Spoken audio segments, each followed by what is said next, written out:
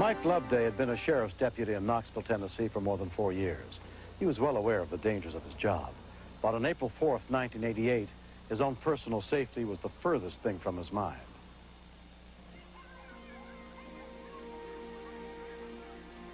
It was Easter Sunday morning, and Mike had been on midnight shift. And he came in about 6:30 in the morning, went to bed, and my son and I got up around 8, went into the living room, so not to disturb Mike. Are you excited about going to Nanny's for Easter? Becky? Becky? Are you okay? He was sitting up, he was in a cold sweat, just shaking, and I said, what's wrong, what's wrong? He said, oh, nothing, I've just had a bad dream. He said, I'm gonna go back to sleep, wake me up in a little while. Are you sure you're all right? When he told me he had a bad dream, it scared me. He never has bad dreams like that. He's never hollered out in the middle of the night or while he's been resting or anything. And so off and on during the course of the day, I'd asked him what his dream was about, and he didn't want to talk about it. I'll tell you later, he kept putting me off like that.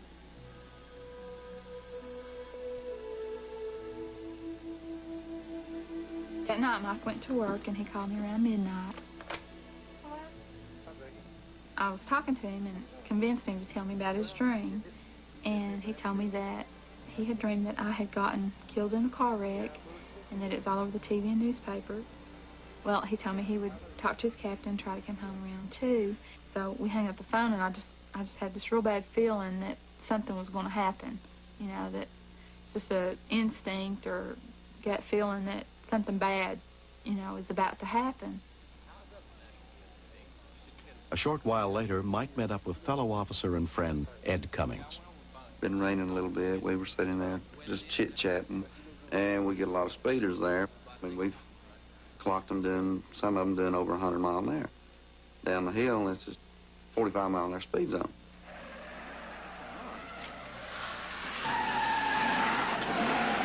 You guys are gonna kill somebody.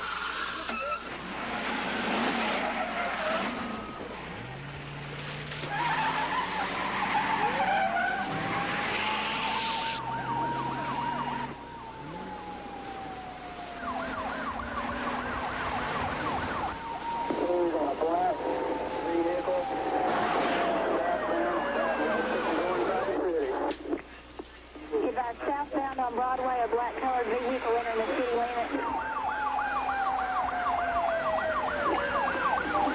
45 or 46, I don't know whether Mike dropped his radio or what happened. The dispatcher came back 2 or 3 times and asked him, Mike, tag number or further description or the location or whatever. Well, Mike never did. So I got on the radio. Breaker 11, that's 10-4. I'm behind Breaker 18, no proximity. We're being advised right now. Do you have a tag number? I said, can't get a tag number. We can't see. 10-4.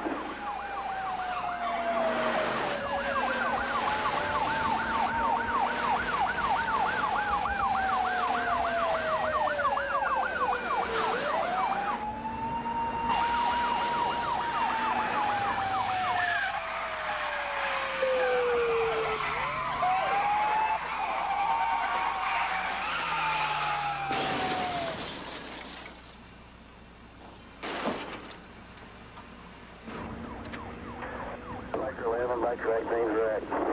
Exact 20. Breaker 11, that'll be 1046. 1046. Hurry him up. Hurry him up. 10-4. Rescue 911 will continue.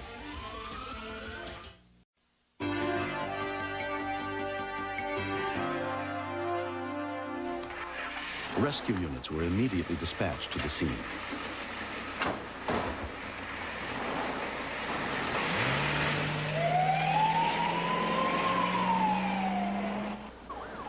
I thought he was dead from the way it looked.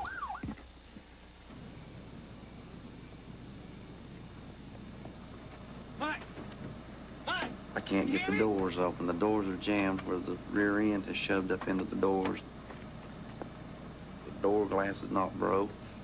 And here I am trying to hit them, break them, and they won't break. So I could get in and just at least drag him out before the car catches on fire. It was just an unbelievable feeling. You know, one of your friends there and can't get him out of the car, and before it blows up. What? Can you hear me? Hurry up, the rescue squad. I gotta get him out of here. Striker 11, they're en route to you. I couldn't have been there more than a couple of minutes, and these two guys from a nearby wrecking company that had been monitoring the police radio stopped by. Get a crowbar. Right in here. Right in here. Oh, keep working, keep working, keep working. The only thing holding him up was his seatbelt. Can you hear me? And I could see that he wasn't breathing. I was there to help, but I was helpless. And it was very frustrating. Word of a fellow officer in trouble sent sheriff's deputies rushing to his aid.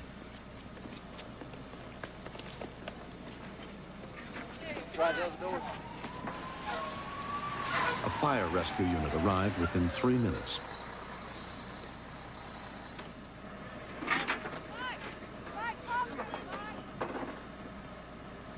When the fire department arrived on the scene, they immediately came out with big long pry bars and was tearing the doors off to try to get to him. If they had to break a window to get Mike out, they might risk injuring him further. Bobby McBee was among the first paramedics on the scene.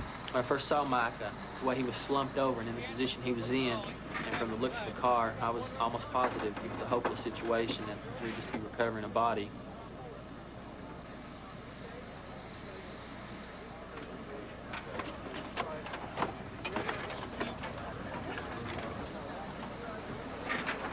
Just frustrating trying to get him out of the vehicle because you want to do it instantaneously and it doesn't happen that fast. There we go. All right, all right.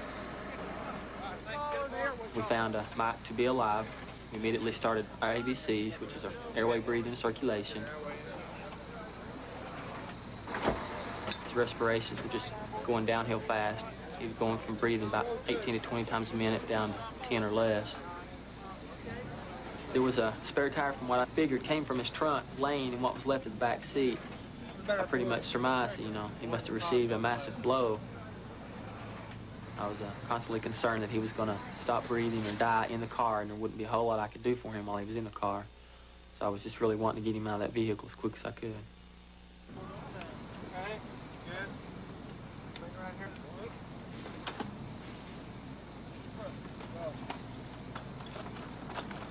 In my mind, they took him away. I thought, you know, he's dead. Next time I see him, he'll be casket, funeral home.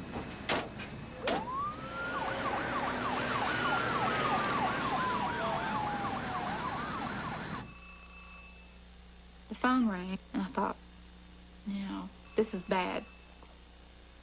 I didn't say hello or anything. I just said, what's wrong? And the lady on the other line from dispatch, she said, is Officer Mike Loveday your husband? I said, yes, he is. And she said, well, he's been involved in a serious car wreck, and you better get to UTER immediately. And all I could think about was the dream he had, and I thought, you know, well, it's come true, but not for me, but for him. Mike was in a coma when he was admitted to the emergency room under the care of Dr. Blaine Anderson. We knew that he had a head injury. We didn't know how severe that head injury was, and we weren't sure of what other injuries he might have going on. So I certainly, when he first arrived, felt that he may have sustained injuries that he could die from. The nurse came into the waiting room and handed me Mike's waiting band, and I just looked at it. I said, where's Mike? What is wrong with Mike? And she said, just sit down, be calm, the doctor will be with you in a minute.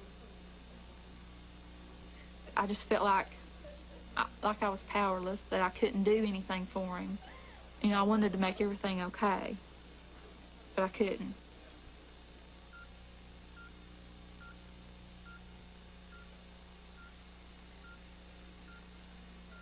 When I saw him lying there, it was like it was me laying there. Other than Benjamin, our son, he was my life, and I just felt helpless, like there was nothing I could do. He was just lifeless. I was scared to death that he was going to die.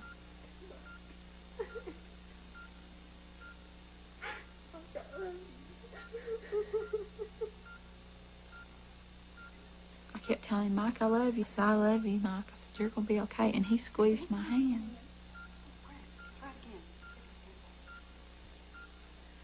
Each time he squeezed my hand, that gave me a ray of hope that I knew he was going to be okay. After 4 days in a coma, Mike Loveday regained consciousness. He had a head injury from which he could have had permanent disability. But I think because of the care that he received in the field, the initial care that he received here, his rehab care, and especially because of the support that he had at home, that he has made a complete recovery. It took a year and a half of therapy, but Mike has fully recovered from the accident. And he and his wife, Becky, have become the parents of a baby girl. The road for my recovery was very difficult, but I maintained a positive attitude every day. I wanted to get better. I wanted to come back to work. I pushed myself to do 110% every day. If my therapist told me to do something and my therapist wasn't pleased with my results, or if I wasn't pleased with it, we'd do it again until I felt like I had given my all. The driver of the black Mustang was found guilty of reckless driving and resisting arrest and sentenced to 2 days in jail. The Lovedays have gone on with their lives. Until something bad happens, you take things for granted. You think, oh, that'll never happen to me. You know, just like, you know, I never thought anything like this would ever happen to us. But it does. But now he's fine. Matter of fact, I like him better.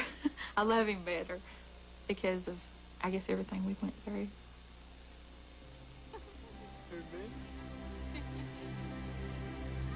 Next. My main concern was that getting to a drowning victim in that river is mostly impossible.